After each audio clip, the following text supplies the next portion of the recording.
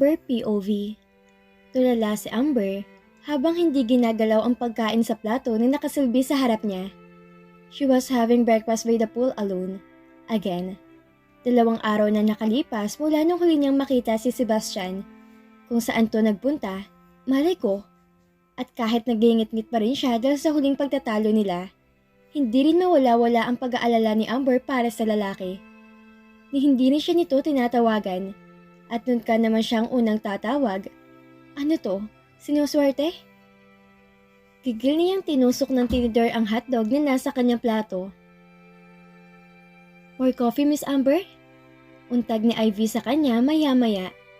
Nakatayo ito sa kanyang tabi at binabantayan siya habang kumakain. Sa buong 2 araw na wala si Sebastian, ito ang kasakasama niya sa penthouse. Ang babae at ang isang cook mula sa kitchen ng hotel ang tagaluto nila ng pagkain. Hindi siya dapat mainip at magamba pa, gaya ng unang beses na iniwan siya ni Sebastian sa bahay nito. Kaya lang, masyadong seryoso si Ivy sa trabaho nito. Imbis na madistract ako sa inis kay Sebastian, lalo lang ako natetensyon. Paano? Hindi to sumasabay sa kanya sa pagkain. Sinisiguro din ni Ivy na on time siyang natutulog. Palagi rin tong nakabantay sa bawat kilos niya. Para itong modern version ni Miss Minchin, kahit na hindi naman siya munting prinsesa. Kaya naman imbis na matuwa dahil may kasama na siya sa penthouse, lalo lang siyang naiimbyer niya. Lalo pa, at hindi rin sinasagot ni Ivy ang mga tanong niya tungkol sa amo nitong suplado, na bigla nilang naglakong parang bula. Mukhang sinindak to ng husto ni Sebastian para magtino sa trabaho, at hindi niya to gusto. Bakit hindi mo na lang ako samahan mag-almusal, Ivy? Sige na. Aya ulit niya sa babae, ngunit mabilis tong umiling. I'm fine, Miss Amber. Nagbuga na siya ng hinga. Look, kung ano man ang sinabi sa'yo ni Sebastian, hindi yun mangyayari. Sisiguraduhin kong pananatilihin ang trabahong to, kahit na kailangan ko makipaglaban sa asungot na yon. Kumurap sa Ivy at namula ang muka. Sandaling tumaan ang kalituhan sa mata nito. Hindi na nag-aksaya pa ng oras si Amber at siya na mismo ang nagsalin ng kape sa spare cup na nasa harap niya. Here, sit down and breakfast with me. Aniya, habang inaabot dito ang tasa ng kape. Nakita niyang pag-alinlangan sa mga mata ni Ivy. It's an order, Ivy? Nagmamadali nitong tinanggap ang tasa ng kape bago to umupo sa kanyang tapat. Agad din tong sumandok ng pagkain at inilagay sa plato nito. That's more like it. Aniya, na magsimula na tong kumain. Now, she feels more normal na may kasabay na siyang kumain. Maya-maya pa, sabay silang napalingon na may magsalita mula sa loob ng sala. Nasaan ang aking napakagandang manugang? Agad silang nagkatinginan ni Ivy. It's Madam Divina. Ani Ivy, bago nagmamadaling tumayo. Mabilis nitong binitbit ang kape at plato nito. Ilang sandali pa. There you are! Bungad ng ginang sa may entrada patungo sa pool area. Maaliwalas ang mukha nitong humakbang palapit sa kanya. Si Ivy naman ay mabilis silang iniwan na dalawa roon. Kamusta ang pakiramdam mo ngayong umaga, Amber? Hindi ba't napakagandang umaga? Anito nang tuluyang makalapit sa kanya. Bahagya pang tinapik ang kanyang balikat. No, just stay seated, my dear. You might hurt yourself. Tiyak ni Sebastian ay agad itong natigilan na para bang may nasabi itong mali. Maya-maya pa, muli itong ngumiti at umupo sa bakanting upuan sa tapat niya na parang walang nangyari. 2 beses nung pumalakpak at agad na lumapit sa Ivy sa kanila. Otomatiko nitong binigyan ng kape ang nakatatandang babae at umalis din pagkatapos. She watched as Mrs. Divina closed her eyes and took a whiff of the swirling aroma of the coffee from the cup before she eventually took a sip from it. Kahit sa paraan ng paghigop ng matandang babae sa kape, ay sumisigaw ang pagkapino at kakisigan. Ibang-iba to sa mama niya. Narinig ang paghihigop ng kape habang sa sunod na kanto. Muling naramdaman ni Amber kung gaano kalaki ang agwat nila sa buhay ni Sebastian. Kung gaano siya kaiba rito. At kung bakit gano'n na lamang ang pagtutol ng daddy nito sa kanya. Iba siya sa kanila. Iba talaga. Amber, are you okay? Untag ni Mrs. Divina sa kanya. Kumurap siya at pilit na hinamig ang sarili. Ayos lang po ako, Mrs. Divina. Oh, tawagin mo na lang akong Mami Iha. Ano bang Mrs. Divina? Kung ano man ang iniisip ng asawa ko tungkol sa'yo. You are my daughter, the moment you married into our family. Pagtatama nito sa kanya, she forced a smile. Thank you po, Mom. Ngumiti na rin ito. That's better. Umpisa nito at muling humigop ng kape. Kamustang paa mo? Is it still hurting? I can walk better now than the past 2 days. Sagot niya. That's good. But I have a doctor check on you today. Gusto ni Sebastian. Ibig kong sabihin, ako ang gusto makasiguro na gumagaling ka na maayos. Alanganin siyang ngumiti. Gusto pa sana niya magtanong kaya lang muling lumapit si Ivy sa kanila. Ibinalita nito na dumating na raw ang doktor na titingin sa kanya. Ginugol nila ang sunod na kalahating oras na kausap ang doktor. Maliban sa ilang panggamot na nireseta nito, the doctor said that she was healing well. Sinabihan siya nito na iwasan pa rin ang anumang strenuous activities sa susunod pang ilang araw upang mapabilis ang paggaling niya. May kailangan ka pa ba? Tanong sa kanya ni Mommy nang tuloy siyang makabalik sa kanyang kwarto. Marahan siyang umiling. Very well. Kailangan kong umattend sa isang meeting sa loob ng 1 oras. Okay ka lang ba dito, Amber? Kumurap siya at hindi sigurado kung anong kanyang isasagot. Alanganin siyang tumango. Subalit nang pumihit na ang ginang patalikod sa pinto, muling nagsalita si Amber. Nasaan po si Sebastian? Lakas loob niyang tanong. Sumalubong ang mga kilay ng ginang nang muli itong humarap sa kanya. Ibig mong sabihin hindi niya sinabi sa'yo? Nagtalo po kami.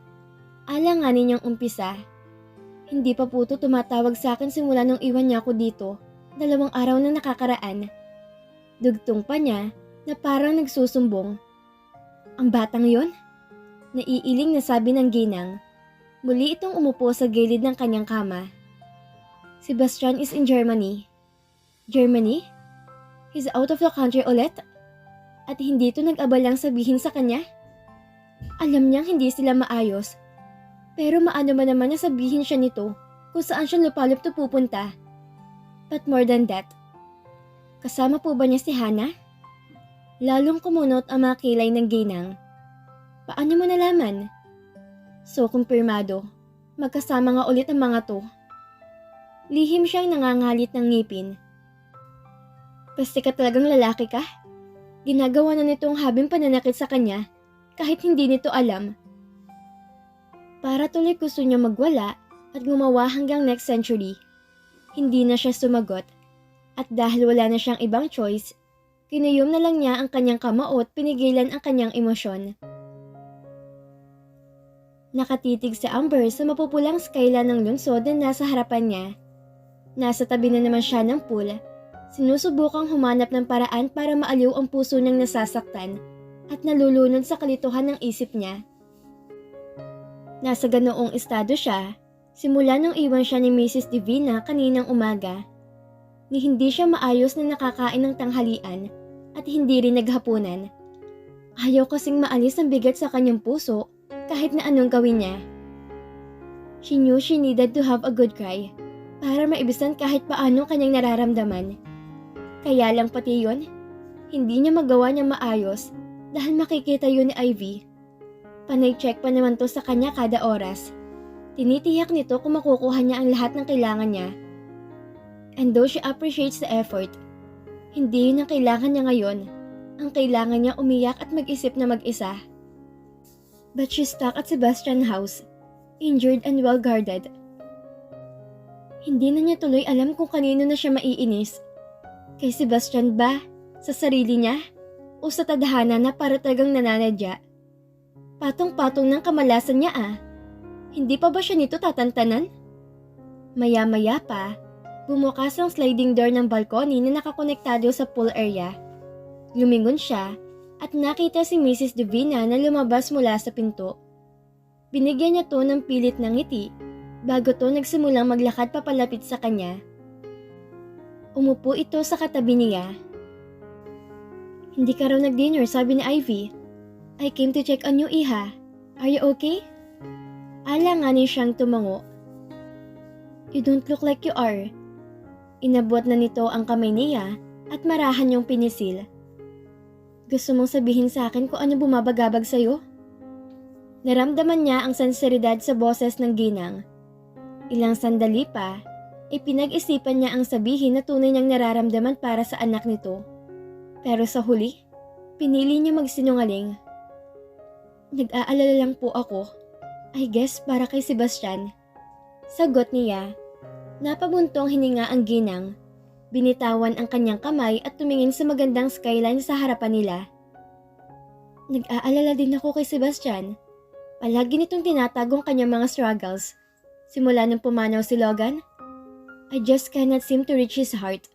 Walang pinagkaiba kay Fernan. The pain changed them. Siguro lahat tayo. Mapait na sabi ng ginang at bahagya pang umiling. Kita niya ang sakit sa mga mata nito. She can see the pain on Mrs. Divina's eyes.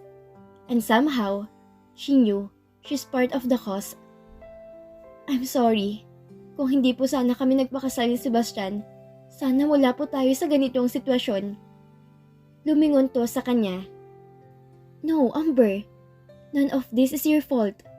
Alam ko mangyayari tong hindi pagkakaunawaan ng asawa ko at ng anak ko. It only needed a matter of time. Too bad.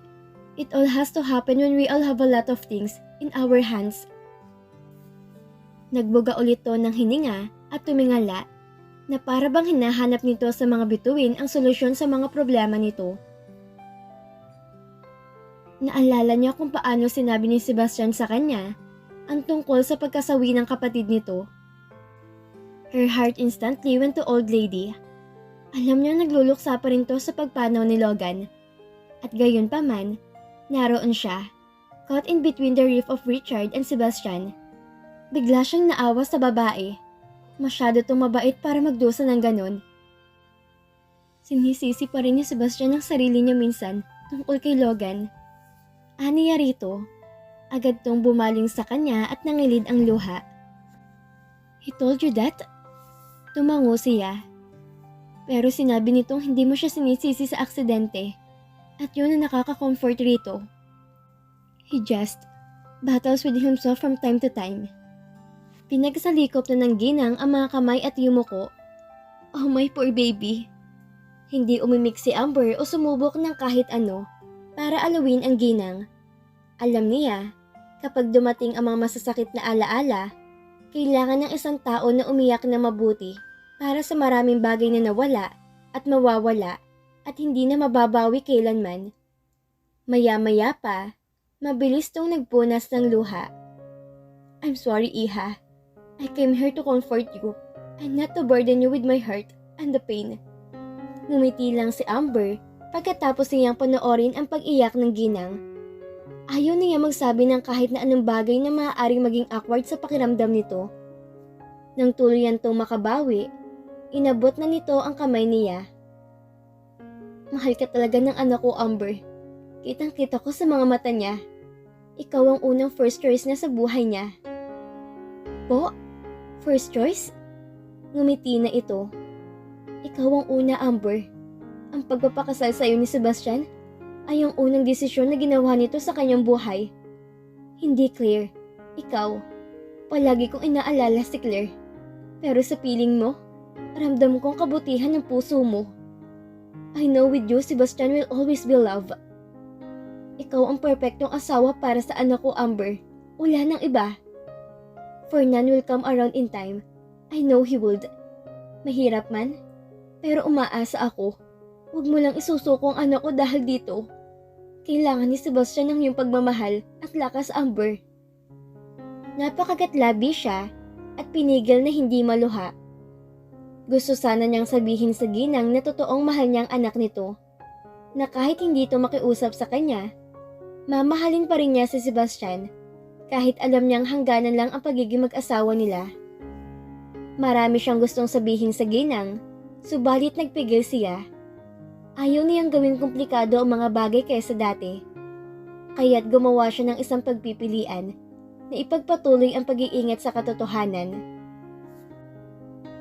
Ilang sandali pa, inalalayan na siya nito papasok sa penthouse.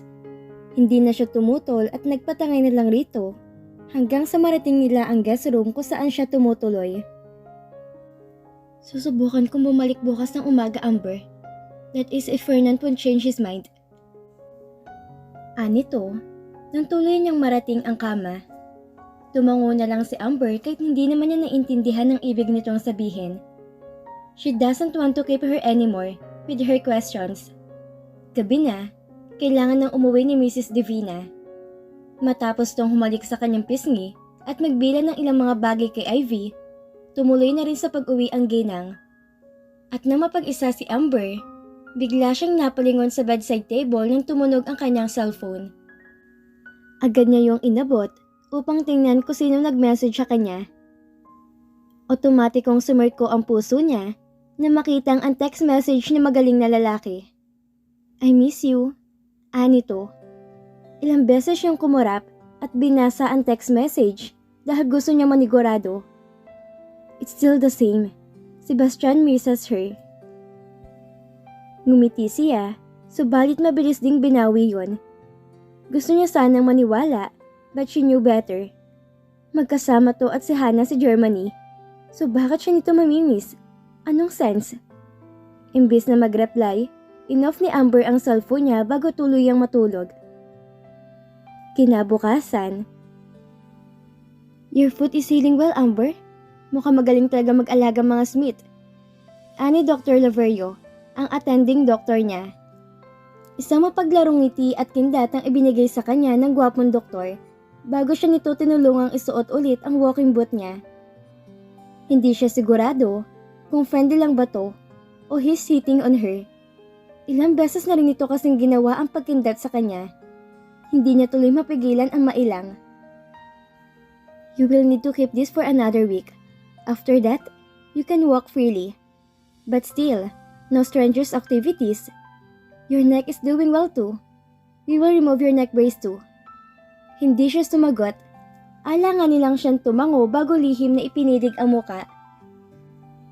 Pinapalalahanan ang kanyang sarili na dapat niyang panatilihin ang kanyang paggalang sa doktor na tumutulong sa kanya na bumuti ang kanyang pakiramdam. Follow-up check-up niya ngayon at naroon siya sa klinik ng doktor sa healthcare hospital. Bibisitahin siya muli ng doktor sa Gold Hotel.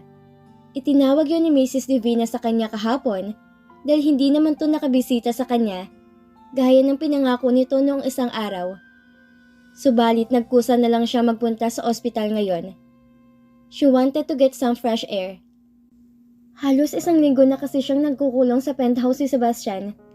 At sa totoo lang, being stuck there was beginning to wear on her. Alam niyang kailangan niyang umalis doon sandali para mag-isip ng maayos. Isa pa, plano niyang dumaan saglit sa kanyang bahay. May mga bagay siyang gustong kunin mula doon at dalhin sa penthouse. Hindi naman siguro magagalit si Mrs. Divina sa gagawin niya dahil kasama naman niya si Ivy at ang driver ni Sebastian. Nagsasalita pa si Dr. Laverio nang muling tumunog ang cellphone niya. She quickly picked her phone from her bag and checked who's calling her. It was Sebastian's number that was flashing on the screen. Subalit imbis na matuwa, umirap lang siya at gigil na inoff ang kanyang cellphone. Patuloy na pinapadalahan siya ni Sebastian ng mga text message at tawag na hindi niya sagutin nitong nakaraang 2 araw. Kung bakit? Malay niya. Kung natauhan na to sa pandededman nito sa kanya, o may kailangan lang tong ulit, wala na siyang pakialam pa. Basta buo ng kanyang pasya. Ilalayo niyang sarili niya kay Sebastian. Kahit na tila imposible yon. Kailangan subukan man lang para sa kanyang kabubuti. Your husband? Tanong ng doktor. Tumango siya. Sorry for that. Ngumiti ang doktor bago bumalik sa desk nito. Inalalayan naman siya ng assistant nito pabalik sa receiving chair. No need to apologize. Alam ko kung gaano ka-busy si Sebastian ngayon sa lahat ng kaso. Anang doktor, habang ang mga mata ay nasa isinusulat nitong reseta. Kaso? Nagtatakang tanong niya. Yes. Alam mo ang tungkol sa pagkakalaso ng mga bisita. Nag-angat na ito ng muka. Tinutulungan si Sebastian ng kapatid kong si Hana sa mga negosasyon. Natigilan siya bigla. Nagkaroon ng demanda laban sa Gold Hotel at hindi niya to pinansin. Pero ang mas nakakagulat. Kapatid mo si Hana? Alanganing tanong niya sa doktor. Half-sister to be exact. Magkaiba kami ng nanay. And yes, mas matanda ako. Obviously. Medyo magaspang sa family history, pero civil kami. Well, at least on my part, ngumiti ito. Now that I mention it, she now can see the similarities between the two half-siblings. Hindi kataka-taka, si Dr. Laverio ay may hindi mapaglabanan na charm na tulad ni Hana. Hana is well-traveled and has a lot of connections. The brat could have her breakfast in Hong Kong, lunch in Singapore, and dinner in another country too. Perks of growing up with two parents involved in international business. Anyway, narinig kong tungkol sa kaso mula sa isang malapit na kaibigan. Hindi nakakapagtaka kung bakit walang asawa mo dito. Kumarap si Amber at mabilis na inayos ang wisyo. Oo, busy kasi yung asawa ko dahil doon.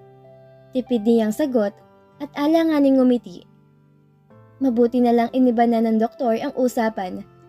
Ang doktor ay nagsimulang makipag-usap sa kanya tungkol sa mga gamot na kailangan niyang ipagpatuloy para sa susunod na linggo hanggang sa kanyang susunod na check-up.